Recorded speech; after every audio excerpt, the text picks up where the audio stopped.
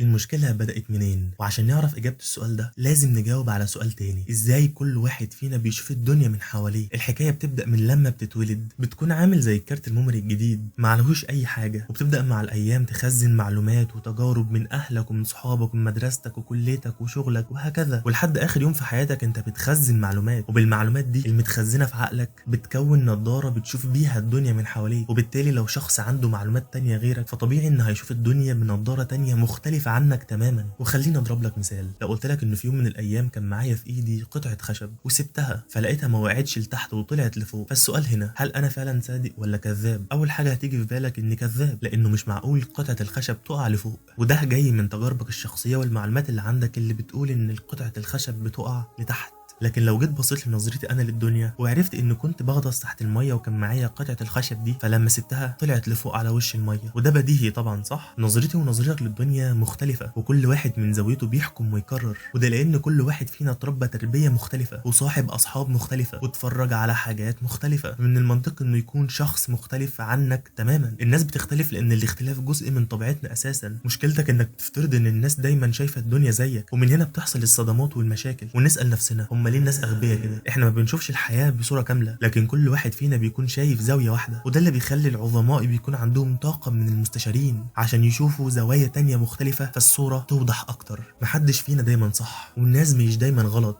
هم بس شايفين الصوره من زاويه تانية مختلفه عني وعنك مش اكتر. كونك تدرك اللي قلناه من شويه ده هيخليك تفهم الناس اكتر وتعرف اسباب تصرفاتهم. الناس اللي غلطوا في حقنا ما عملوش كده عشان اشرار، لكن هم عملوا الصح بنيه سليمه بالنسبه لهم هم، وده اللي يخليك لما تتناقش مع حد وتحاول تقنعه مش تتكلم بفكرك انت ومنطقك انت، لكن اقنعه بفكره هو ومنطقه هو. ببساطه كلمه بلغته، كلمه باللغه اللي يفهمها. مشكلتنا يا صاحبي ان احنا تعودنا ان لازم يكون دايما واحد صح وواحد غلط، مع ان كل واحد صح ولكن من وجهه نظره هو. وعشان نصلح المشكله دي لازم نفهم النيه السليمه اللي خلت الشخص اللي قدامنا ده يعمل كده. ما نفترضش انه عمل كده عشان شرير، لانه ما فيش حد شرير. يعني التمس لاخيك 70 عذر واحسن الظن فيه. وبالتالي لازم تفهم ان دنيتي غير دنيتك، اختلافنا، لكن هل ده سبب ان كل واحد فينا يمشي على مزاجه ويعمل اللي على كيفه؟ لا طبعا. احنا بنوضح لك ليه الناس بتتصرف بشكل غير صحيح من وجهة نظرك انت، وده يوصلنا انه لازم يكون في ارضية مشتركة نجتمع عليها كلنا بالاختلافات اللي عندنا ديت وبكل حاجة. والارضية دي هي الدين اللي بتحكم كل الاختلافات دي وتوصلهم لقواعد مشتركة وارض ثابتة وطريق مستقيم مناسب لكل الناس. وهنا يتبقى سؤال مهم، ازاي اصلا اعرف اللي جوه الناس؟ هسيب لك تخمن السؤال ده بنفسك في الكومنتات ونبقى نجاوب عليه في فيديو قادم ان شاء الله. حلقة النهارده مستوحاة من كتاب لماذا كل من حولك اغبياء للكاتب شريف عرفة. بالكتاب ده هنمشي معاه كتير، فاستعد للرحلة واستعد بلايك وشير وكومنت، ونتقابل الحلقة الجاية.